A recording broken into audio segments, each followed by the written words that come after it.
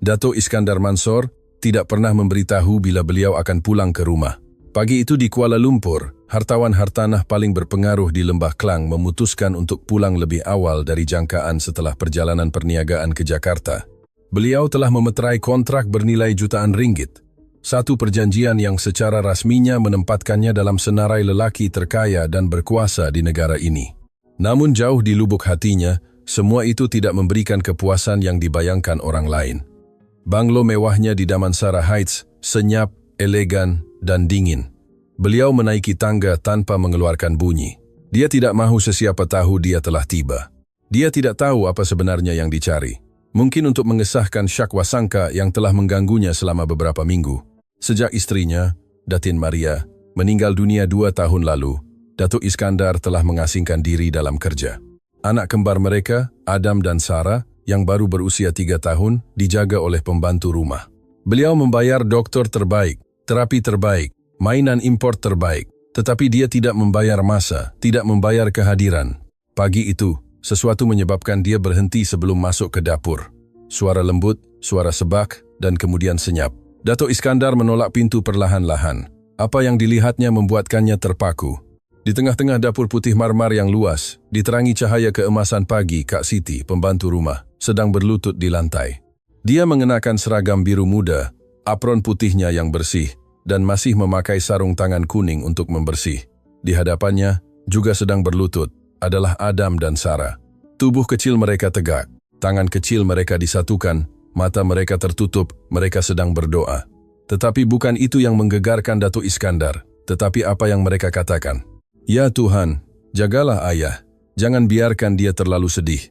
Sarah, dengan gaun merah jambunya bercakap dengan susah payah, seperti kanak-kanak kecil ketika cuba menyebut perkataan besar. Adam, dengan baju hijau zaitunnya, menggenggam jari dengan erat. Jangan biarkan ayah pergi lagi. Kak Siti memejamkan mata dan air mata mengalir perlahan di pipinya. Datuk Iskandar merasakan pukulan keras di dadanya. Anak-anaknya tidak meminta mainan, tidak meminta kesihatan, mereka meminta dirinya. Dan yang paling menyayat hati adalah mendengar ayat terakhir Kak Siti, dibisikkan hampir tanpa suara. Tuan, kalau saya boleh berikan apa yang mereka kurang, saya akan lakukan, tetapi hanya engkau yang boleh menyembuhkan kekosongan ini. Datuk Iskandar melangkah ke belakang seolah-olah dia telah ditangkap melakukan jenayah, kerana pada saat itu dia memahami sesuatu yang tidak pernah diberitahu oleh mana-mana doktor, penasihat kewangan, atau ahli terapi, dengan kejelasan yang begitu kejam. Anak-anaknya tidak sakit, mereka kesepian. Sebelum meneruskan cerita ini, saya ingin bertanya sesuatu kepada Anda. Adakah Anda pernah terlalu sibuk cuba memberikan segala-galanya sehingga Anda terlupa memberikan satu-satunya perkara yang benar-benar penting? Jika kisah ini telah menyentuh sesuatu dalam diri Anda, langgan saluran ini sekarang. Di sini kami menceritakan kisah-kisah yang mengingatkan kita tentang perkara yang penting. Dan beritahu saya di komen dari bandar mana Anda mendengar kisah ini. Kerana apa yang Datuk Iskandar lakukan selepas itu, tiada siapa di rumah itu akan melupakannya. Datuk Iskandar tidak masuk. Tidak berkata apa-apa. Dia berdiri di belakang bingkai pintu memerhatikan wanita yang selalu dianggapnya sebagai pembantu. Kak Siti baru berusia 28 tahun. Dia datang dari Sarawak mencari kerja, ibu tunggal. Anaknya sendiri tinggal bersama neneknya kerana dia perlu bekerja di Kuala Lumpur untuk menghantar wang. Dia tidak pernah mengeluh, tidak pernah meminta kenaikan gaji, tidak pernah meninggikan suara dan tanpa pengetahuannya, dia sedang cuba mengisi kekosongan yang diciptakan oleh Datuk Iskandar sendiri. Anak kembar itu menamatkan doa mereka.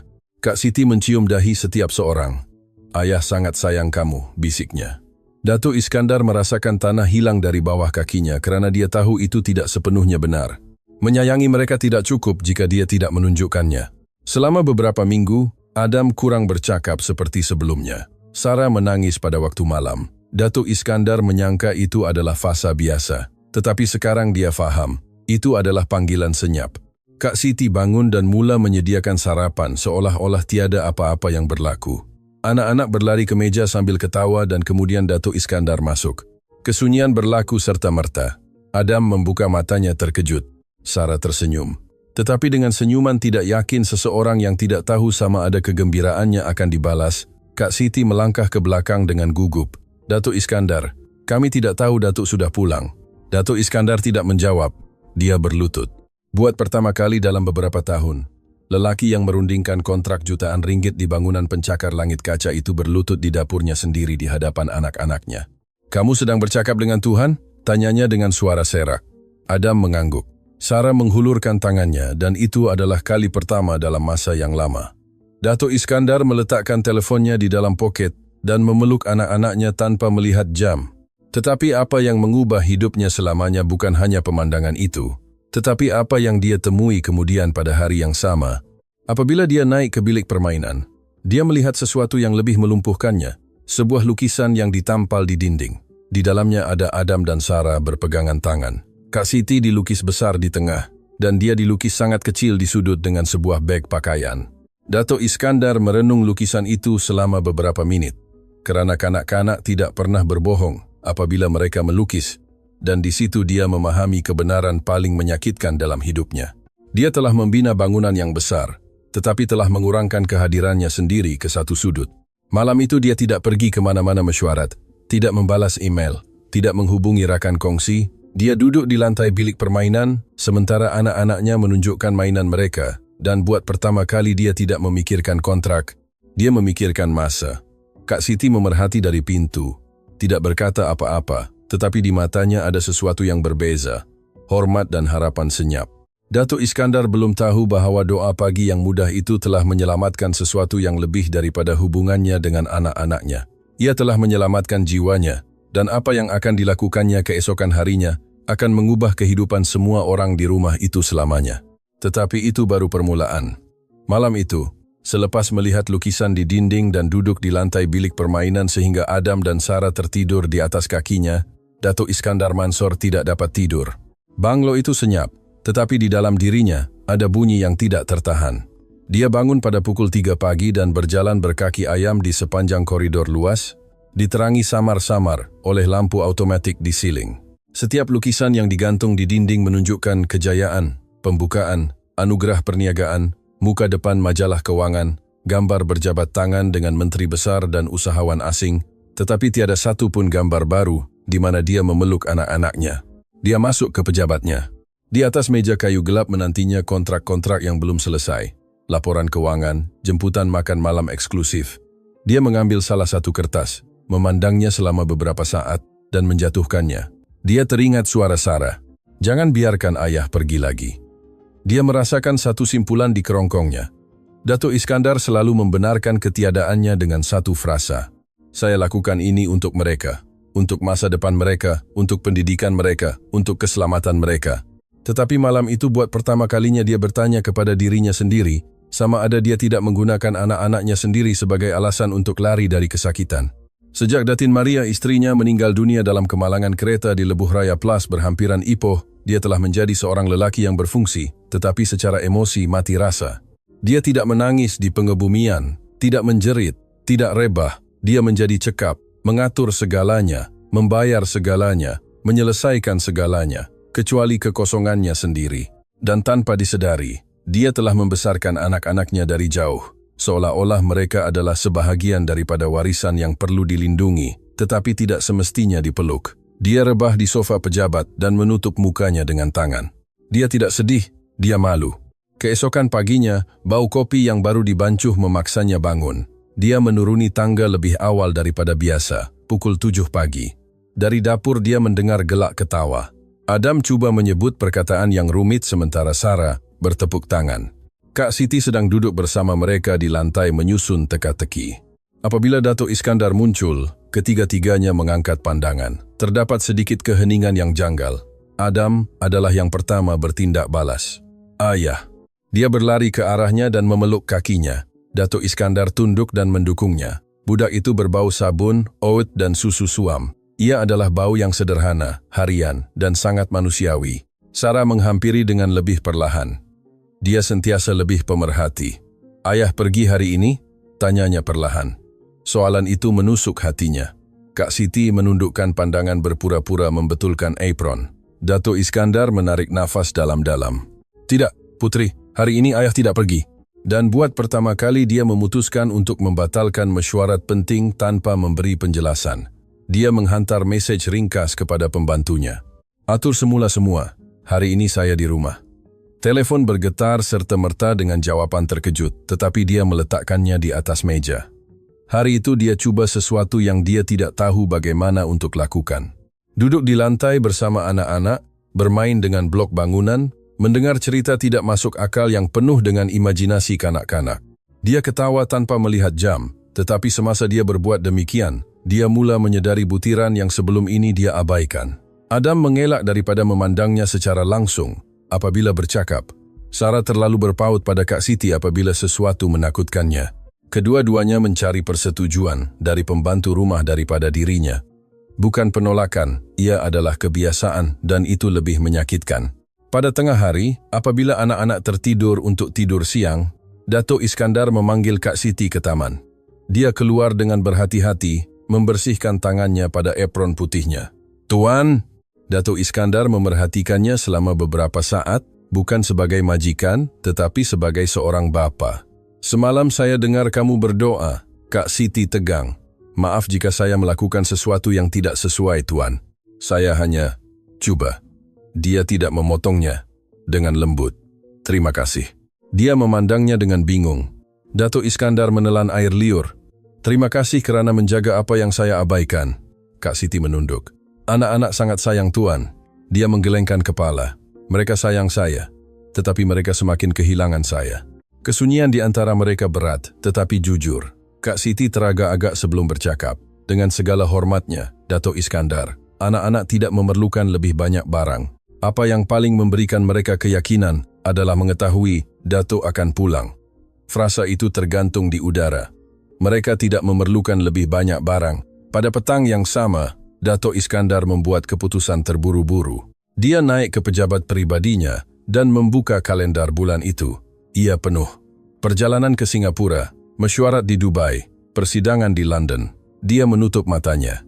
Buat pertama kali dia membiarkan dirinya membayangkan kehidupan yang berbeza, kurang kontrak, lebih banyak sarapan bersama, kurang makan malam perniagaan, lebih banyak cerita sebelum tidur. Tetapi ketakutan muncul serta-merta.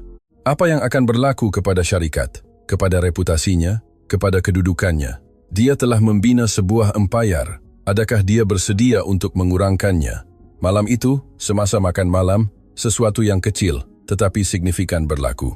Sarah menumpahkan gelas jusnya di atas meja. Dato' Iskandar bertindak secara naluri, bersedia untuk memanggil seseorang. Tetapi Kak Siti tidak bergerak. Sarah memandang ayahnya dengan mata ketakutan. Dato' Iskandar mengambil serbet dan mula membersihkan bersama dengannya. "Tidak apa-apa," katanya sambil tersenyum. "Kadang-kadang barang jatuh." Adam ketawa dan Kak Siti dari dapur memerhati dalam senyap. Ia adalah isyarat yang kecil, tetapi bagi anak-anak itu ia sangat besar. Selepas menidurkan mereka, Dato' Iskandar masuk ke bilik permainan sekali lagi, melihat lukisan itu, mendekati dinding dan dengan berhati-hati menambah sesuatu. Dia mengambil penanda hitam dan melukis garisan yang lebih tebal, menyatukan figuranya yang kecil dengan anak kembar itu. Dia bukan seorang artis, tetapi itu adalah permulaan. Namun, perubahan sebenar tidaklah semudah itu, kerana keesokan harinya dia menerima panggilan yang akan menguji keputusannya. Ia adalah rakan kongsi utamanya. Projek jutaan ringgit bergantung kepada kehadirannya di Singapura dalam masa kurang dari 48 jam. Jika dia tidak pergi, mereka mungkin akan kehilangan semuanya.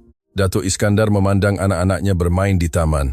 Dia melihat Kak Siti menolak buayan perlahan-lahan dan buat pertama kali dalam hidupnya, wang bukan perkara pertama yang memenuhi fikirannya, tetapi ingatan akan 3 tangan kecil yang disatukan. Meminta agar dia tidak pergi lagi. Konflik di dalam dirinya sangat sengit. Dia telah menghabiskan bertahun-tahun mempercayai bahawa kejayaan adalah pengorbanan, tetapi sekarang dia faham bahawa mungkin pengorbanan itu salah sasaran. Malam itu dia hampir tidak tidur. Dia berjalan di sekitar rumah memeriksa kontrak, memikirkan strategi, membayangkan senario bencana. Tetapi setiap kali dia ragu-ragu, dia teringat suara Adam mengatakan jangan biarkan ayah pergi. Subuh tiba, lebih cepat dari yang dia jangkakan. Dia berdiri di hadapan cermin bilik air. Lelaki yang dilihatnya terpantul bukanlah lemah, bukanlah rapuh. Dia adalah seorang bapa yang takut kehilangan satu-satunya perkara yang tidak dapat ditebus dengan wang, yaitu masa. Dia turun ke dapur. Kak Siti sudah menyiapkan sarapan.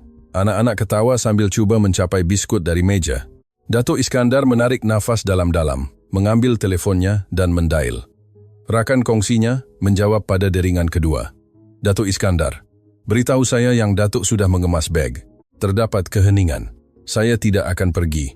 Dari pihak lain terdapat rasa tidak percaya, ancaman halus, hujah kewangan, tekanan. Tetapi Datuk Iskandar tidak mengubah keputusannya. Apabila dia menamatkan panggilan, dia merasakan ketakutan, sangat takut, tetapi juga kedamaian yang tidak pernah dikenali. Kak Siti memerhatikannya dari dapur, tidak bertanya apa-apa. Adam berlari ke arahnya dengan lukisan baru. Sarah memeluk kakinya. Dan pada saat itu, Datuk Iskandar memahami sesuatu yang asas. Risiko sebenar bukanlah kehilangan wang, tetapi kehilangan mereka. Dan walaupun dia belum tahu semua akibat yang akan dibawa oleh keputusannya, sesuatu di dalam dirinya mula dibangunkan semula.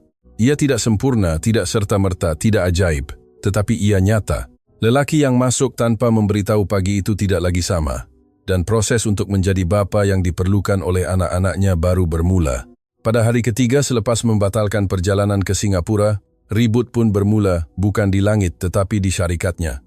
Datuk Iskandar Mansor sedang duduk di ruang makan rumahnya apabila dia menerima mesej segera pertama. Kemudian satu lagi dan satu lagi. Teleponnya tidak henti-henti bergetar. Salah seorang pelabur utamanya telah memutuskan untuk menarik diri daripada proyek itu. Berita itu mula tersebar di sektor tersebut. Saham syarikatnya mula jatuh. Itulah yang telah diperingatkan kepadanya. Jika Datuk tidak pergi, kami akan menganggapnya sebagai tanda kelemahan. Kelemahan. Perkataan itu telah menghantuinya sepanjang hidupnya. Sejak muda dia belajar bahwa seorang lelaki tidak boleh putus asa, tidak boleh ragu, tidak boleh berhenti. Ayahnya, seorang peniaga yang tegas dari Kelantan, sentiasa mengulangi kejayaan tidak menunggu sesiapa. Dan Datuk Iskandar telah hidup di bawah peraturan itu. Sehingga kini, Adam dan Sarah berada di ruang tamu menyusun menara blok. Kak Siti melipat pakaian dalam diam. Suasana kelihatan tenang, tetapi di dalam dirinya ketegangan sangat teruk. Dia melihat telepon bimbitnya sekali lagi. Lebih banyak mesej, lebih banyak tekanan, lebih banyak amaran. Dia bangun dan berjalan ke tingkap yang menghadap taman. Dari situ dia boleh melihat anak-anaknya ketawa. Matahari menerangi rambut perang mereka yang diwarisi dari ibu mereka. Suara mereka memenuhi udara dengan kegembiraan yang tidak dapat dibeli oleh sebarang kontrak. Tetapi fikiran Datuk Iskandar terpecah.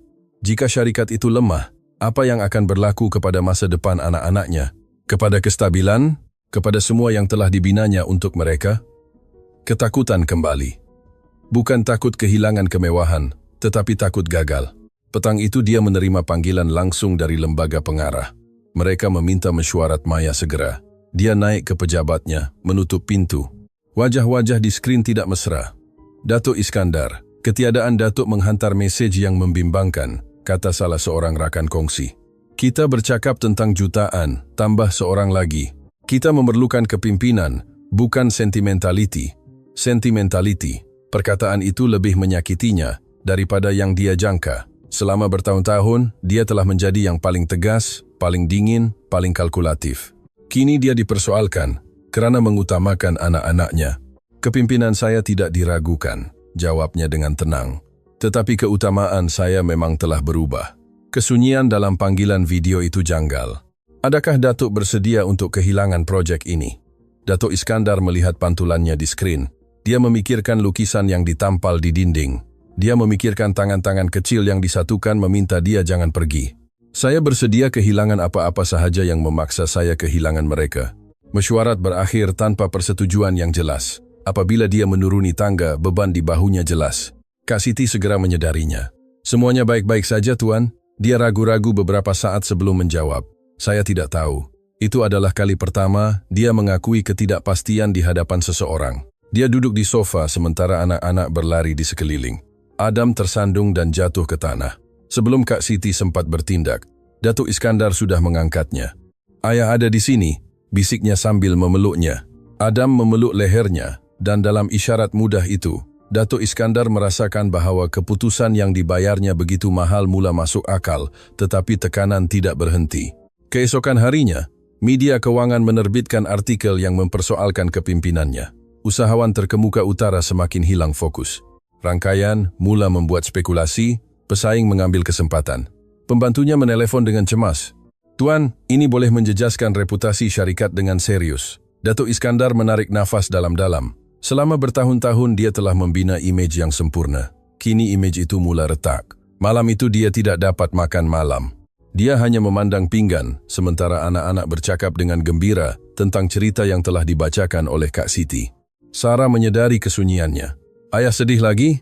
Soalan itu menusuk hatinya. Sedikit, jawabnya dengan jujur. Sarah bangun dari kerusinya dan berjalan ke arahnya. Dia meletakkan tangan kecilnya di pipi. Jangan sedih, kami ada di sini. Datuk Iskandar merasakan sesuatu pecah di dalam dirinya. Dia tidak biasa menerima keselesaan. Dia selalu menjadi pemberi, penyelesai, yang kuat. Kini anak-anaknya sendiri mengajarnya sesuatu yang berbeza. Selepas menidurkan mereka, dia keluar ke taman sendirian. Dia memandang langit gelap Kuala Lumpur, lampu-lampu jauh kota, bunyi lalu lintas yang samar-samar. Dia memikirkan istrinya. Datin Maria selalu memberitahunya bahwa kejayaan tanpa kehadiran adalah kosong. Pada saat itu dia faham bahwa mungkin istrinya telah melihatnya akan datang. Keesokan harinya, keadaan bertambah buruk. Sebuah proyek kecil gagal. Seorang pelanggan penting memutuskan untuk menangguhkan pelaburan. Angka-angka mula mencerminkan impak. Lembaga pengarah meminta mesyuarat fizikal segera. Kali ini dia tidak boleh mengabaikannya, tetapi dia juga tidak mahu kembali ke irama yang telah menjauhkannya dari anak-anaknya. Sebelum keluar, dia singgah di bilik permainan. Adam dan Sarah sedang melukis. Ayah akan ke mesyuarat, katanya dengan lembut, tetapi ayah akan pulang sebelum kamu tidur. Sarah mengangkat pandangan. Pasti? Datuk Iskandar berlutut di hadapan mereka. Pasti. Ia adalah janji kecil, tetapi teguh. Mesyuarat itu tegang. Beberapa rakan kongsi membayangkan bahwa mereka perlu menilai kesinambungannya sebagai ketua pegawai eksekutif jika dia tidak kembali kepada komitmen penuhnya. Komitmen penuh. Bagi mereka, ia bermaksud perjalanan berterusan, ketersediaan mutlak, pengorbanan pribadi tanpa had. Datuk Iskandar mendengar mereka dalam diam dan kemudian berkata sesuatu yang mengejutkan dirinya sendiri. Mungkin selama bertahun-tahun saya salah faham antara komitmen dengan ketiadaan di rumah. Saya bersedia untuk menyusun semula syarikat, menyerahkan lebih banyak, mencipta kepimpinan bersama, tetapi saya tidak akan meninggalkan anak-anak saya lagi. Terdapat bisikan, tentangan, tetapi juga secara tidak dijangka beberapa pandangan kefahaman. Salah seorang rakan kongsi yang lebih muda bercakap, mungkin itu bukan kelemahan, mungkin itu evolusi. Mesyuarat itu tidak menyelesaikan segala-galanya, tetapi ia membuka pintu. Malam itu dia pulang tepat sebelum anak-anak tidur. Dia masuk ke bilik dengan senyap. Adam sudah memejamkan mata. Sarah separuh tidur. Datuk Iskandar duduk di antara dua katil kecil. Ayah sudah balik, bisiknya. Sarah membuka mata sedikit, tersenyum dan kembali tidur. Isyarat itu lebih berkuasa daripada mana-mana kontrak yang ditandatangani. Namun, proses itu tidak akan mudah. Hari-hari berikutnya penuh dengan penyesuaian, ketegangan dalaman, keputusan sukar. Dia mengurangkan jadwalnya. Dia membatalkan perjalanan yang tidak perlu. Dia menyerahkan tanggung jawab yang sebelum ini tidak akan pernah dilepaskan.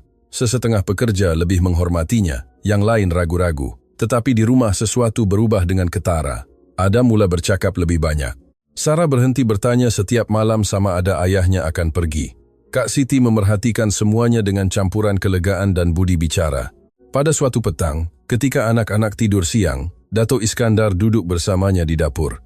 Terima kasih kerana tidak berputus asa dengan mereka. Ketika saya tiada, Kak Siti tersenyum lembut. Anak-anak hanya memerlukan kasih sayang yang berterusan, Tuan. Datuk Iskandar mengangguk, dan saya sedang belajar untuk memberikannya. Krisis perniagaan tidak hilang serta-merta. Ada kerugian, ada pengorbanan keuangan, tetapi setiap malam dia pulang ke rumah tepat pada masanya. Setiap sarapan yang dikongsi, setiap cerita yang dibaca sebelum tidur, adalah pelaburan yang berbeza, pelaburan yang tidak kelihatan, yang tidak muncul dalam imbangan atau laporan, tetapi yang mula menyembuhkan sesuatu yang mendalam. Lelaki yang sebelum ini mengukur kejayaan dalam jutaan, kini mula mengukurnya dalam pelukan. Dan walaupun dunia luar masih menekannya, di dalam rumahnya sesuatu yang lebih kukuh daripada mana-mana bangunan sedang dibina, kehadiran yang nyata. Eskalasi konflik belum berakhir, tetapi Datuk Iskandar tidak lagi melarikan diri. Buat pertama kali dalam beberapa tahun dia menghadapi pertempuran sebenar, bukan menentang pasaran, tetapi menentang ketakutan memilih apa yang benar-benar penting. Minggu-minggu berikutnya adalah yang paling sukar yang pernah dilalui oleh Datuk Iskandar Mansor dalam beberapa tahun. Bukan kerana dia tidak biasa dengan krisis, dia telah menghadapinya berkali-kali. Kejatuhan pasaran, rakan kongsi yang khianat, projek yang kelihatan tenggelam dalam masa beberapa jam. Dia sentiasa mencari jalan untuk bangkit, dia sentiasa mempunyai rancangan, tetapi kali ini berbeza. Kali ini krisis bukan sahaja keuangan, ia adalah dalaman. Tekanan dari lembaga pengarah tidak hilang. Walaupun secara rasmi mereka menerima struktur kepimpinan bersama barunya. Secara pribadi mereka mula menggerakkan bidak. Beberapa rakan kongsi bercakap tentang mencari pengarah baru yang lebih tersedia. Yang lain mempersoalkan kestabilan emosinya. Akhbar terus membuat spekulasi, dan walaupun Datuk Iskandar cuba menunjukkan ketegasan, keletihan mula kelihatan. Dia kurang tidur, kurang makan, terlalu banyak berfikir.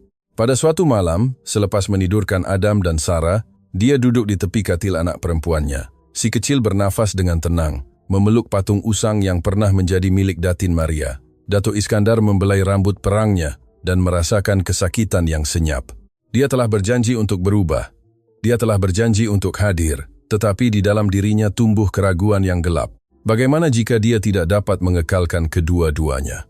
Bagaimana jika dengan cuba menyelamatkan keluarganya, dia memusnahkan syarikat yang menjamin masa depan mereka? Dia menuruni tangga dalam diam. Dapur kosong. Kak Siti sudah kembali ke bilik pembantu rumahnya. Rumah itu, besar dan elegan, kelihatan lebih besar apabila sunyi. Dia menuang segelas air dan bersandar pada meja marmar. Pantulan di tingkap mengembalikan imej seorang lelaki yang keletihan. Dia bukan usahawan yang tidak terkalahkan yang muncul di majalah. Dia adalah seorang bapa yang keliru. Keesokan harinya, tamparan itu tiba dengan kuat. Salah satu kontrak antarabangsa utama dibatalkan secara rasmi. Kerugian itu sangat besar. Ia tidak cukup untuk memufliskan syarikat itu, tetapi cukup untuk menghasilkan kesan domino yang berbahaya. Lembaga pengarah memanggil mesyuarat tergempar. Kali ini perbincangan itu terus terang. Datuk Iskandar, kami memerlukan jaminan bahawa Datuk akan kembali ke irama sebelumnya. Pelabur tidak senang. Imej awam Datuk semakin lemah. Dia mendengar setiap perkataan dengan hati yang berat. Dia tahu mereka tidak membesar-besarkan. Dunia perniagaan tidak menunggu proses pribadi, tidak memahami jeda emosi, tidak meraihkan keibubapaan. Ia menuntut hasil. Saya tidak akan meninggalkan anak-anak saya, jawabnya dengan tegas.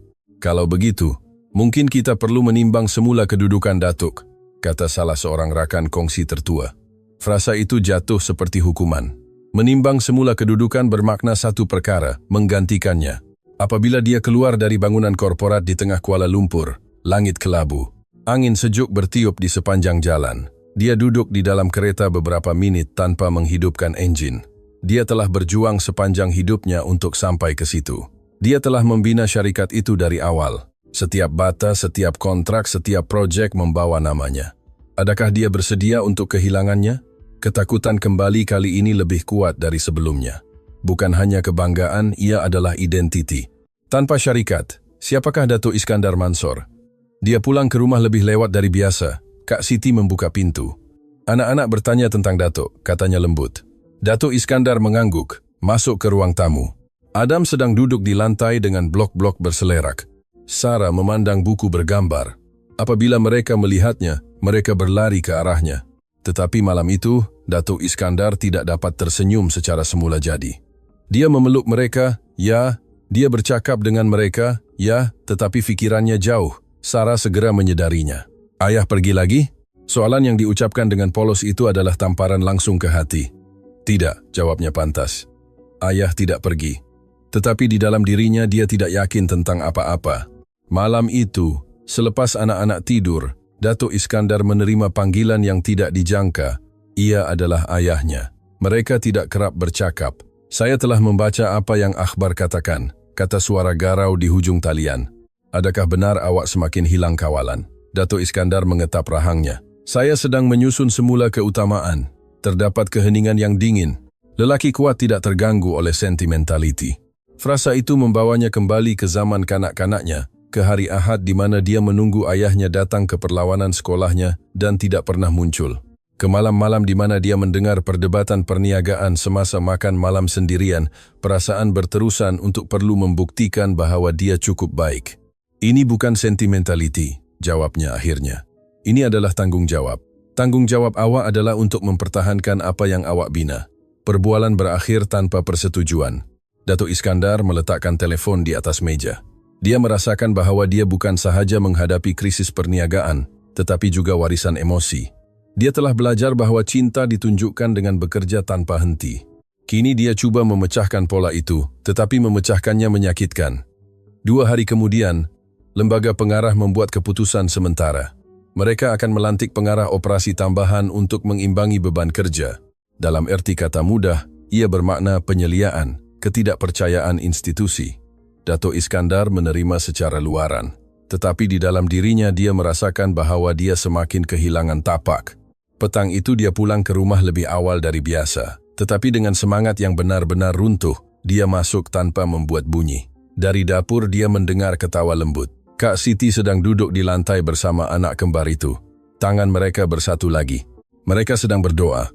Tetapi kali ini Adam berkata sesuatu yang berbeza. Ya Tuhan, tolong ayah kerana dia sedih. Datuk Iskandar terpaku di pintu. Kak Siti membuka mata dan melihatnya. Dia tidak bergerak, dia tidak mengganggu doa. Sarah menambah, jangan biarkan dia takut. Takut. Perkataan yang dia tidak berani sebut. Dia merasakan nafasnya tersekat. Dia bersandar pada dinding. Pada saat itu dia faham bahwa walaupun dia cuba berubah, anak-anaknya dapat merasakan setiap keraguannya. Tidak cukup dengan kehadiran fisikal, dia perlu teguh secara emosi. Tetapi, bagaimana untuk mengekalkan ketegasan? Apabila segala-galanya goyah, malam itu dia tidak makan malam. Dia duduk di taman di bawah cahaya samar-samar di luar. Angin menggerakkan daun-daun pokok. Dia memikirkan untuk meletak jawatan. Dia memikirkan untuk menjual sebahagian daripada syarikat itu. Dia memikirkan untuk kembali ke irama sebelumnya, hanya untuk membungkam kritikan. Buat pertama kali sejak proses ini bermula, dia mempertimbangkan untuk menyerah. Bukan dengan anak-anaknya, tetapi dengan idea keseimbangan. Mungkin ia tidak mungkin. Mungkin dunia tidak membenarkan lelaki yang memilih keluarga tanpa membayar harga yang tinggi. Perasaan tidak berdaya menyelubunginya. Dia merasa kecil, tidak yakin, letih. Dan di tengah kegelapan dalaman itu dia teringat lukisan di dinding. Dia bangun, masuk ke bilik permainan, melihat figura kecil yang mewakili kehadirannya yang lama. Dia mengambil penanda lagi. Kali ini dia bukan sahaja menebalkan garisan yang menyatukan mereka. Dia melukis dirinya lebih besar, lebih dekat. Ia bukan tindakan kebudak-budakan, ia adalah komitmen simbolik. Semasa dia memerhatikan lukisan itu, sesuatu di dalam dirinya mula berubah. Syarikat itu boleh goyah, reputasi boleh dipersoalkan, tetapi ada sesuatu yang dia tidak mahu kehilangan lagi, hubungan dengan anak-anaknya. Malam itu dia membuat keputusan senyap, tidak berdasarkan ketakutan, tidak berdasarkan tekanan, tetapi berdasarkan kejelasan. Blok ketidakberdayaan total telah tiba. Titik di mana tidak ada lagi penyelesaian mudah, di mana tidak ada tepukan, di mana kejayaan tradisional kelihatan runtuh. Tetapi dalam kekosongan itu juga ada ruang. Ruang untuk mentakrifkan semula siapa yang dia ingin jadi. Dan walaupun dia belum tahu bagaimana dia akan menyelesaikan ribut perniagaan, buat pertama kali dia faham bahwa kekalahan sebenar bukanlah kehilangan kontrak, tetapi kehilangan nilai untuk mempertahankan pilihannya.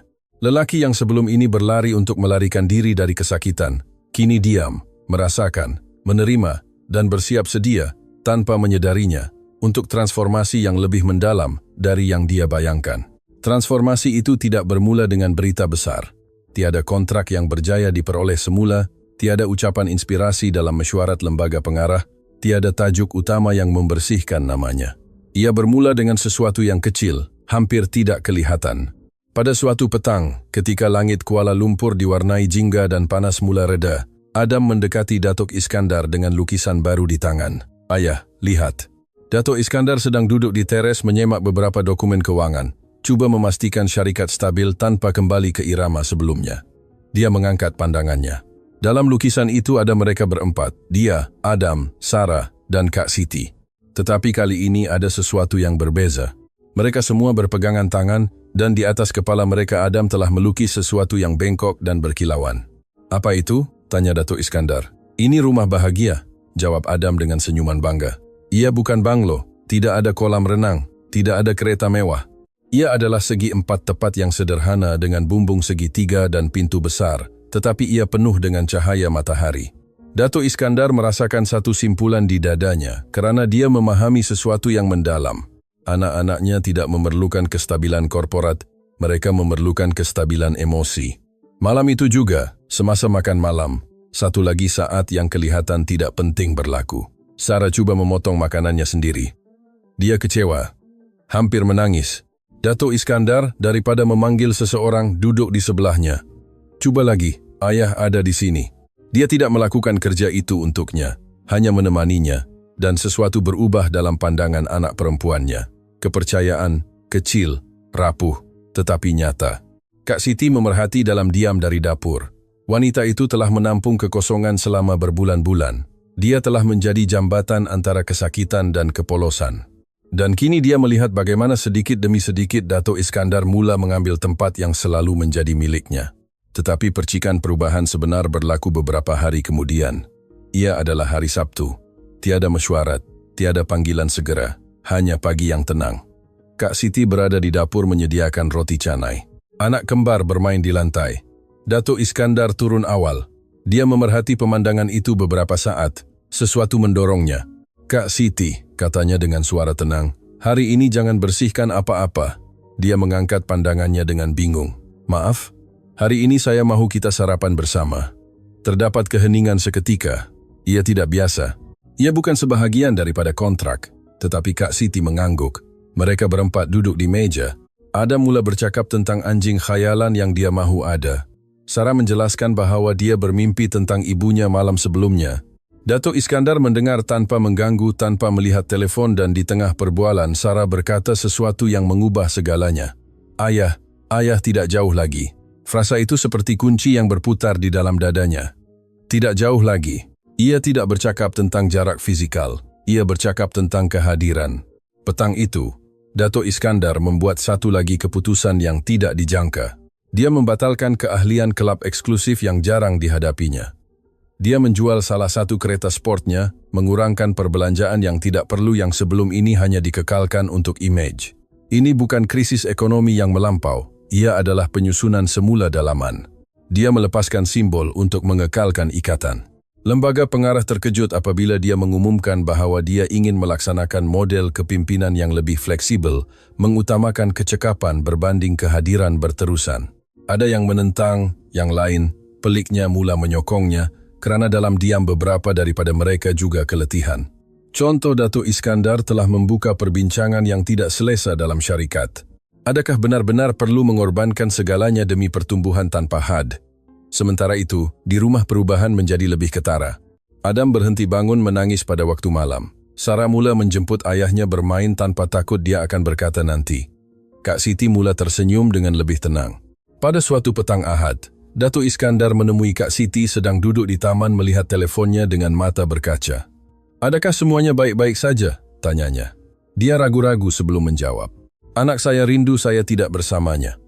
Dato' Iskandar duduk di sebelahnya buat pertama kali bukan sebagai majikan, tetapi sebagai seseorang yang memahami. Mengapa tidak bawa dia datang melawat? Kak Siti membuka matanya terkejut. Saya tidak mahu menyusahkan Tuan, tidak menyusahkan saya. Kita adalah keluarga di sini. Perkataan itu keluar tanpa berfikir. Keluarga.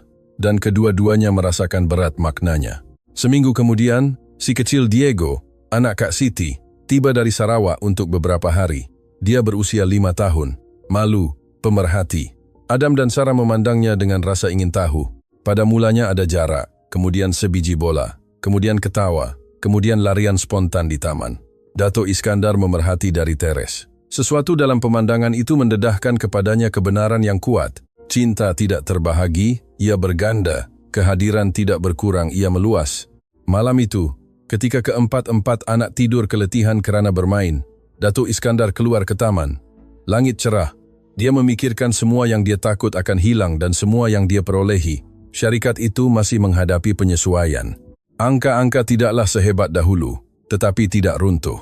Dia telah belajar untuk menyerahkan tugas dengan yakin. Dia telah membenarkan orang lain memimpin, dan dalam tindakan melepaskan kawalan itu, dia telah memperoleh keseimbangan. Pada suatu petang Selasa, dia menerima panggilan yang tidak dijangka dari salah seorang pelabur yang paling kritikal. Saya telah melihat perubahan dalam struktur, kata lelaki itu. Dato' Iskandar bersiap sedia untuk satu lagi konfrontasi. tetapi suara itu berterusan. Pasukan Datuk bertindak balas lebih baik daripada yang kami sangka. Mungkin pendekatan Datuk bukan kelemahan.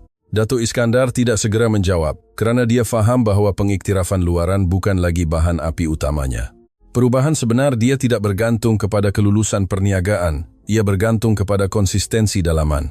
Malam itu, ketika dia membacakan cerita kepada anak kembar itu, Adam memotongnya. "Ayah, bila saya besar nanti saya nak jadi macam ayah." Datuk Iskandar merasakan getaran. Kenapa? Sebab ayah dah tak pergi. Frasa itu memeteraikan sesuatu di dalam dirinya. Elemen yang tidak mungkin memulakan segalanya bukanlah kerugian kewangan, bukan ancaman lembaga pengarah. Ia adalah doa yang dibisikkan oleh kanak-kanak berusia 3 tahun. Ia adalah seorang pembantu rumah yang berlutut meminta seorang bapa yang tidak hadir. Ia adalah lukisan di dinding, tindakan kecil, adegan kecil, keputusan kecil, dan namun, ia sedang membina semula seorang lelaki. Kak Siti, dari pintu memerhatikan pemandangan malam itu, dia tersenyum dalam diam. Dia tahu masih akan ada cabaran. Dia tahu bahawa dunia perniagaan tidak berhenti menuntut, tetapi sesuatu yang asas telah berubah. Datuk Iskandar tidak lagi melarikan diri, tidak lagi berpecah antara dua dunia, dia menyatukannya. Proses itu tidak sempurna. Kadang-kadang dia kembali kepada tabiat lama, kadang-kadang tekanan membuatnya jauh, tetapi sekarang dia tahu bagaimana untuk mengenalinya dan dia kembali, sentiasa kembali kerana dia faham bahawa kejayaan sebenar bukanlah mengumpul, ia adalah kekal. Dan di tengah-tengah transformasi senyap itu, lelaki yang suatu hari masuk tanpa memberitahu dan melihat anak-anaknya berdoa, mula menjadi bapa yang diminta oleh suara-suara kecil itu. Perubahan sudah ketara di dalam rumah. Ketawa lebih kerap, makan malam lebih panjang, kesunyian kurang berat, tetapi di luar dunia terus memerhati. Dan dunia tidak selalu percaya pada transformasi senyap. Pada suatu pagi, ketika Datuk Iskandar membantu Adam memakai kasut untuk Ketadika, teleponnya mula bergetar tanpa henti. Bukan lembaga pengarah, bukan rakan kongsi.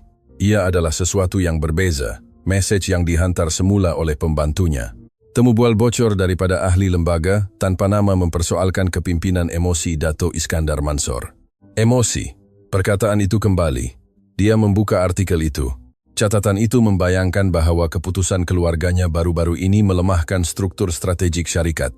Mereka tidak menyebut nama, tetapi jelas, seseorang di dalam lingkaran sendiri meraguinya. Datuk Iskandar menutup teleponnya. Adam memandangnya dari bawah. Ayah marah? Soalan itu memaksanya melembutkan wajahnya. Tidak, ayah hanya berfikir. Sarah muncul dengan beg galas merah jambunya di belakang.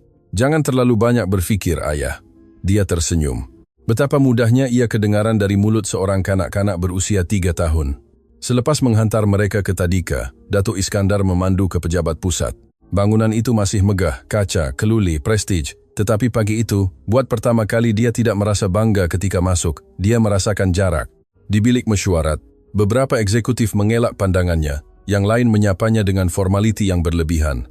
Suasana telah berubah. Tiada konfrontasi langsung, tetapi ada syak wasangka. Petang itu dia menerima satu lagi isyarat yang membimbangkan. Salah seorang eksekutif terdekatnya meminta mesyuarat pribadi. Datuk Iskandar, saya bercakap sebagai kawan, katanya dengan nada serius. Ada kabar angin bahawa beberapa ahli mahu memaksa undian dalaman. Untuk apa? Untuk menilai kesinambungan. Datuk sebagai KPA, perkataan itu jatuh dengan berat. Kesinambungan. Datuk Iskandar tidak segera bertindak balas, tidak menjerit, tidak menghempas meja, dia hanya mengangguk. Terima kasih kerana memberitahu saya. Dia keluar dari bangunan pada waktu senja. Langit Kuala Lumpur diliputi awan tebal. Dia memandu tanpa menghidupkan radio. Dia memikirkan semua yang telah dibinanya. Dia memikirkan tahun-tahun tanpa cuti. Dia memikirkan malam-malam dia tiada ketika Adam demam.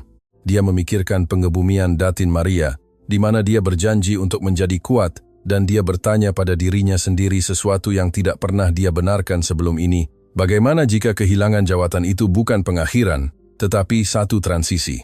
Idea itu tidak menenangkannya, tetapi juga tidak memusnahkannya. Apabila tiba di rumah, dia menemui pemandangan yang tidak dijangka. Kak Siti sedang duduk di sofa bersama Diego dan anak kembar itu. Mereka sedang membuat pertunjukan kecil spontan dengan patung-patung. Adam meniru suara ayah Wira Super. Sarah meniru Ibu Bintang. Diego pula melakonkan watak anak yang berani. Dato' Iskandar mendengar dari pintu masuk dan ayah Wira super kekal di rumah untuk melindungi mereka, kata Adam dengan suara tegas. Sarah menambah, kerana dia tidak perlu terbang jauh untuk menjadi kuat. Kak Siti mengangkat pandangan dan melihat Dato' Iskandar di pintu. Dia tidak berkata apa-apa, tetapi di matanya terdapat pemahaman yang mendalam. Dato' Iskandar merasakan sesuatu bergerak di dalam dirinya, campuran ketakutan dan kejelasan. Malam itu, semasa makan malam, suasana ringan.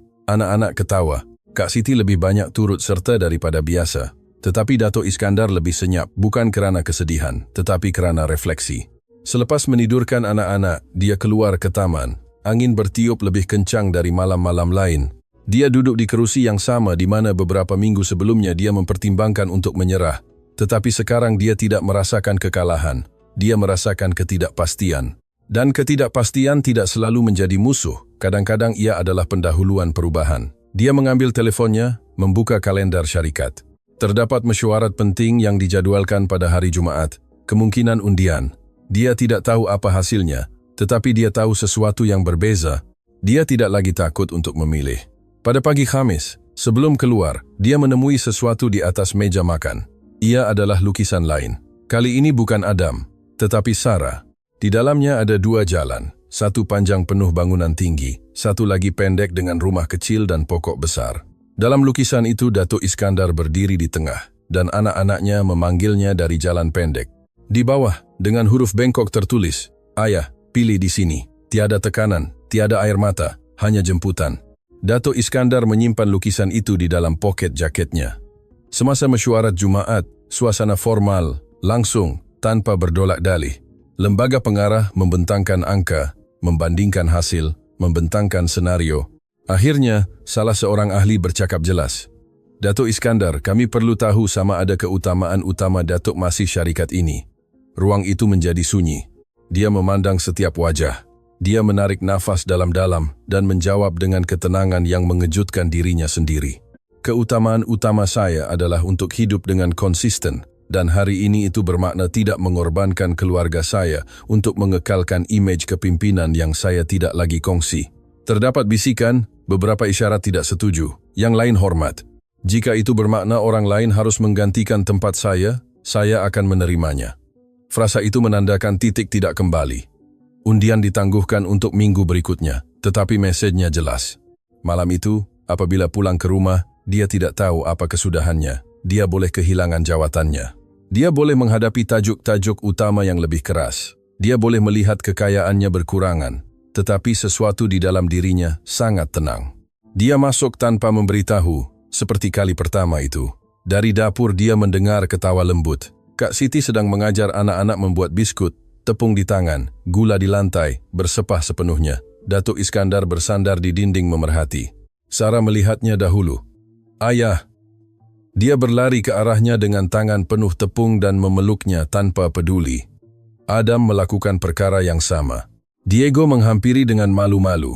Dato' Iskandar diselubungi debu putih.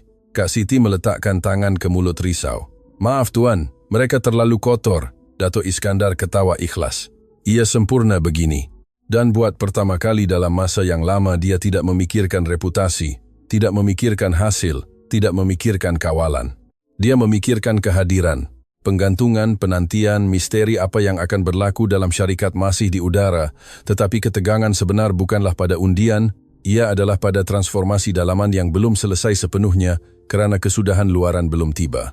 Dan apa yang akan berlaku akan menjejaskan kedudukan perniagaannya, akan menjejaskan erti siapa dirinya. Tetapi buat pertama kali Dato' Iskandar tidak menunggu hasil itu dengan ketakutan. Dia menunggunya dengan keputusan dan perbezaan itu akan mengubah segalanya. Pagi undian tiba dengan keheningan yang pelik. Tiada ribut, tiada panggilan segera, tiada tajuk utama baru. Hanya ketenangan yang tegang, seolah-olah dunia sedang menahan nafas. Dato' Iskandar bangun lebih awal dari jam losheng. Dia berbaring beberapa menit memandang siling, mendengar bunyi lembut penyaman udara, dan bisikan jauh bandar yang sedang bangun. Dia memikirkan apa yang mungkin hilang hari itu. Dia juga memikirkan apa yang telah dia pulihkan. Dia bangun dan berjalan ke bilik anak kembar. Pintu terbuka sedikit. Adam tidur telentang, memeluk bantalnya. Sarah memeluk patung ibunya erat ke dada. Datuk Iskandar duduk di lantai, bersandar pada dinding dan memerhati mereka dalam diam. Dia tidak berdoa, tidak meminta hasil tertentu, hanya bersyukur atas saat itu. Beberapa menit kemudian, Sarah membuka matanya. "Sudah hari ini?" tanyanya separuh tidur. Dia tersenyum. "Ya, Putri, sudah hari ini." Dia duduk di katil dan memandangnya. "Jangan takut." Frasa yang sama yang beberapa hari lalu keluar dalam doa. Datuk Iskandar merasakan kehangatan naik ke dadanya. "Saya tidak takut," jawabnya lembut. Dan kali ini ia adalah benar. Semasa sarapan, suasana sangat ringan. Kak Siti menghidangkan kopi. Diego melukis di satu sudut. Adam bertegas agar ayahnya memakai sut bertuah. Sarah hanya memerhatikannya dengan pandangan mendalam yang seolah-olah memahami lebih daripada yang dia katakan. Sebelum keluar, Datuk Iskandar berlutut di hadapan mereka. "Apapun yang berlaku hari ini, ayah mahu kamu tahu sesuatu." Ketiga-tiga anak memandangnya dengan penuh perhatian. Ayah sudah memilih apa yang paling penting. Dia tidak menjelaskan angka. Dia tidak bercakap tentang perniagaan. Dia bercakap tentang pilihan. Apabila dia keluar dari rumah, dia merasakan sesuatu yang berbeza. Ia bukan kebimbangan. Ia adalah kejelasan. Di bilik mesyuarat suasana formal, ahli-ahli lembaga pengarah hadir. Ada yang mengelak pandangannya, yang lain memerhatikannya dengan rasa ingin tahu yang berbeza. Presiden lembaga pengarah memulakan ucapan. "Datuk Iskandar, sebelum meneruskan undian, adakah Datuk ingin menambah sesuatu? Ini adalah saatnya." Dia boleh cuba meyakinkan mereka, boleh berjanji untuk membuat penyesuaian, boleh melembutkan pendiriannya, tetapi dia memilih sesuatu yang lain. Dia berdiri. "Selama bertahun-tahun saya percaya bahwa kepimpinan adalah ketersediaan 24 jam. Saya percaya bahwa mengorbankan masa pribadi saya adalah bukti komitmen, tetapi saya menemui sesuatu yang mengubah cara saya memahami segalanya. Ruang itu kekal sunyi mutlak. Saya dapati bahwa kejayaan tidak bermakna apa-apa jika Anda tidak dapat mengekalkannya tanpa kehilangan diri Anda dalam proses itu." Beberapa orang bertukar pandangan. Jika datuk-datuk merasakan bahwa visi saya tidak lagi selaras dengan hala tuju syarikat ini, saya akan menerima keputusan itu dengan hormat. Tetapi saya tidak akan berpura-pura menjadi siapa yang saya tidak lagi. Tiada tepukan, tiada gangguan, hanya jeda panjang sebelum undian bermula.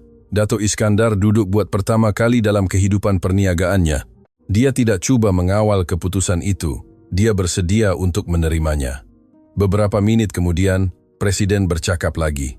Keputusan telah dibuat. Udara terasa lebih pekat. Secara majoriti, lembaga pengarah telah memutuskan untuk mengekalkan Datuk sebagai KPE di bawah struktur bersama baru yang Datuk cadangkan. Satu bisikan melata di ruang itu. Datuk Iskandar tidak segera bertindak balas, tetapi Presiden menyambung. "Syarikat ini memasuki fasa yang berbeza, lebih lestari, lebih tersebar, dan kami mengandaikan bahwa kepimpinan Datuk akan mencerminkan keseimbangan yang Datuk pertahankan." Datuk Iskandar mengangguk perlahan. Itu bukan kemenangan tradisional. Dia tidak menghancurkan pembangkang. Dia tidak menunjukkan kekuatan agresif. Dia menunjukkan konsistensi. Apabila dia keluar dari bangunan itu, matahari bersinar terang di atas Kuala Lumpur. Dia menarik nafas dalam-dalam. Dia tidak memenangi segalanya, tetapi dia juga tidak kehilangan yang penting. Namun perubahan emosi sebenar tidak berlaku di bilik mesyuarat itu. Ia berlaku apabila melintasi pintu rumahnya. Dia masuk tanpa memberitahu. Dari dapur dia mendengar suara-suara kecil mengira sehingga 10, 8, 9, 10. Adam muncul berlari dari koridor. "Ayah!" Sarah mengikut. Kak Siti keluar dari belakang dengan senyuman yang tertahan dan Adam bertanya dengan cemas. Datuk Iskandar meletakkan beg bimbitnya di lantai, berlutut, memandang mata mereka. "Ayah masih bos, tetapi sekarang lebih banyak di rumah daripada di pejabat." Anak-anak tidak sepenuhnya memahami penjelasan itu, tetapi mereka memahami nada suaranya. Sarah memeluknya erat-erat. Adam melakukan perkara yang sama. Diego mendekat dan juga memeluk kakinya. Dan di tengah-tengah pelukan beramai-ramai itu, Datuk Iskandar merasakan sesuatu yang tidak pernah diberikan oleh mana-mana kontrak jutaan ringgit kepadanya. Kepuasan. Bukan kegembiraan yang meletup, tetapi kedamaian yang mendalam. Kak Siti memerhati dari beberapa langkah ke belakang. Datuk Iskandar mengangkat pandangannya ke arahnya. Tidak perlu berkata apa-apa. Kedua-duanya tahu bahwa semuanya bermula pada pagi itu ketika dia masuk tanpa memberitahu dan mendengar doa. Malam itu mereka meraihkan tanpa kemewahan, tanpa champagne, tanpa tetamu eksklusif, hanya pizza di ruang tamu, film animasi, 4 anak ketawa, dan seorang bapa yang hadir sepenuhnya. Di tengah-tengah film itu, Adam tertidur, bersandar di bahunya. Sarah memegang tangannya dan menekannya. Dato' Iskandar melihat skrin, tetapi dia tidak melihat film itu. Dia melihat perjalanan, kejatuhan, keraguan, tekanan, ketakutan, dan kini pembinaan semula yang tidak sempurna, tidak ideal, nyata. Selepas menidurkan anak-anak, dia keluar ke taman bersama Kak Siti. "Udara suam." "Terima kasih," katanya. "Saya tidak melakukan apa-apa, Tuan," jawabnya. "Ya, awak ada. Awak berdoa ketika saya tidak tahu bahwa saya tersesat." Kak Siti menunduk dengan rendah hati. "Anak-anak sangat sayang." Dato' Iskandar tersenyum. "Saya juga." Dan buat pertama kali frasa itu bukan kewajiban, ia adalah kebenaran yang menjelma. Pada hari-hari berikutnya, sesuatu juga berubah dalam syarikat. Model perkongsian mula berfungsi lebih baik daripada yang dijangka. Tekanan berkurang, hasil stabil. Tetapi yang paling penting bukanlah pada angka, ia adalah pada keseimbangan. Dato' Iskandar tidak lagi membawa telepon ke meja, tidak lagi membatalkan cerita kerana email segera, tidak lagi mengukur nilainya melalui tajuk berita. Pada suatu petang, ketika dia membantu Adam belajar menunggang basikal di taman, budak itu menjerit, "Lihat ayah." Dan Dato' Iskandar menjawab tanpa gangguan, "Ayah sedang melihat kamu." Dan frasa itu adalah literal. Dia melihatnya hadir, lengkap. Itulah transformasi sebenar. Bukan undian, bukan kekal dalam jawatan, tetapi keupayaan untuk memilih setiap hari tanpa kembali kepada ketakutan lama. Doa 3 orang anak telah menanam keretakan dalam kebanggaannya, dan melalui keretakan itu, cahaya telah masuk. Lelaki yang suatu hari percaya bahwa kuasa adalah mengawal segala-galanya, akhirnya memahami bahwa kuasa sebenar adalah kekal di mana hati diperlukan. Dan walaupun cerita itu belum berakhir, kehidupan Dato' Iskandar Mansor tidak akan sama lagi. Masa tidak berhenti selepas undian itu. Tiada musik latar belakang yang kekal, tiada adegan sempurna setiap hari, tiada dan mereka hidup bahagia selamanya. Apa yang ada adalah sesuatu yang lebih berharga, kesinambungan. Minggu-minggu berubah menjadi bulan-bulan dan struktur baru dalam syarikat mula mengukuh, bukan tanpa cabaran, bukan tanpa ketegangan, tetapi dengan asas yang berbeza. Dato' Iskandar bukan lagi lelaki yang perlu menunjukkan kekuatan dengan mengorbankan segalanya. Kini dia memimpin dengan had yang jelas. Dia belajar untuk meninggalkan pejabat pada waktu yang tetap. Dia belajar untuk menyerahkan tugas tanpa menyelia setiap butiran. Dia belajar untuk mempercayai. Tetapi pembelajaran terbesar tidak berlaku di bangunan korporat. Ia berlaku di rumah. Adam mula bercakap dengan lebih yakin. Dia tidak lagi melihat pintu setiap kali mendengar kereta berhenti di luar. Dia tahu ayahnya akan pulang. Sarah berhenti melukis jalan-jalan yang terpisah. Kini dia melukis makan malam, bermain di taman, petang berbasikal.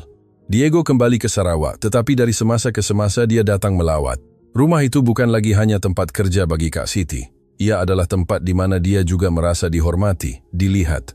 Pada suatu malam yang tenang, Dato' Iskandar sedang duduk di taman, sementara anak-anak bermain beberapa meter jauhnya. Langit cerah, penuh bintang yang kelihatan, meskipun lampu-lampu kota. Kak Siti keluar dengan secawan kopi dan menawarkannya. "Nampak lebih ringan," katanya. Dato' Iskandar tersenyum. "Kerana saya berhenti membawa apa yang bukan milik saya." Dia memandangnya dengan rasa ingin tahu apa yang Datuk berhenti bawa. Dia memerhatikan anak-anaknya berlari. Idea bahwa saya bernilai hanya kerana apa yang saya hasilkan. Kesunyian yang berlaku selepas itu tidak janggal. Ia mendalam. Selama bertahun-tahun, Dato' Iskandar telah mengelirukan nilai dengan prestasi. Dia telah percaya bahwa cinta harus diperoleh dengan menyediakan, bahwa kekaguman harus dibina dengan kuasa. Tetapi 3 orang anak dan doa yang mudah telah membongkar kepercayaan itu. Bukan secara tiba-tiba, tetapi dengan kesabaran. Ada hari-hari sukar. Tentu saja, ada minggu-minggu di mana kerja menuntut lebih banyak kehadiran. Ada saat-saat di mana tekanan kembali, tetapi sekarang dia tahu untuk mengenal pasti apabila dia mula menjauh dan kembali, sentiasa kembali. Pada suatu pagi Sabtu, Adam jatuh semasa cuba belajar mengayuh tanpa roda sokongan. Lututnya tergores, dia menangis. Dato' Iskandar berlari ke arahnya, mengangkatnya, membersihkan luka dan berkata, "Jatuh tidak bermakna kamu tidak boleh." Adam memandangnya dengan air mata masih di mata. "Ayah juga pernah jatuh." Dato' Iskandar memikirkan syarikat, tekanan, ancaman kehilangan segalanya. Ya, jawabnya dengan jujur. Tetapi saya bangkit. Adam mengangguk dengan serius. Kembali ke basikal. Dan kali ini dia bergerak beberapa meter lagi. Dato' Iskandar kemudian faham bahwa anak-anaknya bukan sahaja belajar berjalan atau mengayuh, mereka belajar dengan memerhatikannya, dan itu adalah tanggung jawab yang lebih besar daripada mana-mana kontrak. Pada suatu petang hujan, Sarah mendekat dengan lukisan baru. Kali ini tiada jalan yang berpecah. Ada sebuah rumah, sebuah pokok dan langit biru yang luas. Dan di atas, dengan huruf yang lebih teguh daripada sebelumnya, dia menulis, "Ayah, saya sentiasa pulang." Dato' Iskandar merasakan dadanya dipenuhi dengan sesuatu yang tidak dapat dia gambarkan. Ia bukan kebanggaan, bukan kelegaan, ia adalah makna. Malam itu, selepas menidurkan mereka, dia duduk di koridor memandang pintu bilik mereka yang tertutup. Dia teringat hari dia masuk tanpa memberitahu dan mendengar doa itu. Jika dia tidak pulang lebih awal, jika dia tidak mendengar, jika dia tidak memutuskan untuk tinggal, hidupnya akan terus berjaya, tetapi kosong. Dia faham bahwa perubahan sebenar bukanlah mengekalkan jawatannya. Ia adalah memilih secara sedar siapa yang dia ingin jadi apabila tiada siapa yang memuji. Dunia perniagaan terus berputar. Media berhenti bercakap. Syarikat itu menemui keseimbangan baru. Tetapi di dalam rumah Dato' Iskandar, sesuatu yang jauh lebih penting telah dipulihkan. Kepercayaan. Dan kepercayaan tidak boleh dibeli. Ia dibina dengan kehadiran yang berulang, dengan janji-janji yang ditepati, dengan pandangan yang penuh perhatian. Pada suatu petang, Ahad, mereka mengadakan piknik kecil di taman. Tiada yang canggih, sandwich ringkas, jus, gelak ketawa. Kak Siti sedang duduk di bawah pokok besar memerhati anak-anak berlari. Dato' Iskandar menghampiri. "Jika hari itu awak tidak bersama mereka." Dia memulakan. Dia memotongnya dengan lembut.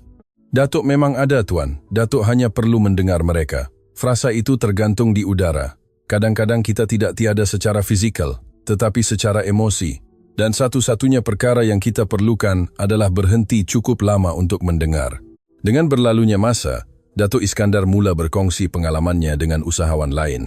Bukan sebagai ucapan motivasi, bukan sebagai strategi korporat, tetapi sebagai kisah jujur. Dia bercakap tentang ketakutan, kemurungan, identiti dan kepentingan untuk tidak membina empayar dengan mengorbankan kehilangan rumah. Ada yang mendengarnya dengan skeptis, yang lain dengan minat. Tetapi semua orang berdiam diri apabila dia berkata, "Hari saya faham bahwa anak-anak saya berdoa agar saya tidak pergi. Saya faham bahwa saya sudah terlalu jauh." Di rumah, rutin mudah menjadi suci. Sarapan bersama, cerita sebelum tidur, pelukan panjang apabila pulang. Itu bukan peristiwa luar biasa. Itu adalah pengulangan kasih sayang. Dan dalam pengulangan itu, transformasi mengukuh. Pada suatu malam, sebelum mematikan lampu, Sarah berbisik, "Ayah, ayah tidak akan tersesat lagi." Dato' Iskandar tunduk dan mencium dahinya. Ayah tidak akan tersesat lagi. Dia tidak menjanjikan kesempurnaan. Dia menjanjikan niat. Dia menjanjikan kesedaran. Dia menjanjikan kepulangan. Kejayaan sebenar Dato' Iskandar Mansor tidak muncul di majalah, tidak diraikan di forum antarabangsa. Ia tidak kelihatan kepada dunia, tetapi kekal untuk 3 hati kecil. Kerana ada kemenangan yang tidak menghasilkan tajuk utama, tetapi menghasilkan warisan. Dan sebelum menamatkan cerita ini, saya ingin memberitahu Anda sesuatu. Mungkin Anda juga sedang membina sesuatu yang besar. Mungkin Anda sedang berjuang untuk kestabilan, untuk pengiktirafan, untuk keselamatan, dan itu tidak salah. Tetapi tanya diri Anda, siapa yang sedang menunggu Anda pulang? Siapa yang secara senyap meminta Anda hadir? Kerana masa tidak menjerit, masa berbisik, dan apabila ia memutuskan untuk pergi, ia tidak kembali. Dato' Iskandar tidak berubah kerana kalah, dia berubah kerana mendengar, dan mendengar menyelamatkan hidupnya, jauh sebelum menyelamatkan syarikatnya. Jika kisah ini menyentuh sesuatu dalam diri Anda, jangan abaikan. Anda tidak perlu meninggalkan impian Anda. Anda hanya perlu ingat mengapa Anda bermula. Kejayaan sebenar bukanlah mencapai tahap yang lebih tinggi, ia adalah pulang ke rumah dan mengetahui bahwa Anda tidak tersesat di sepanjang jalan. Dan jika hari ini Anda mempunyai peluang untuk memilih, pilihlah kehadiran, pilihlah kasih sayang, pilihlah untuk kembali sebelum terlambat. Kerana kadang-kadang keajaiban bukanlah segala-galanya berubah di luar. Keajaiban adalah Anda memutuskan untuk berubah di dalam. Dan itulah jenis kemenangan yang mengubah generasi.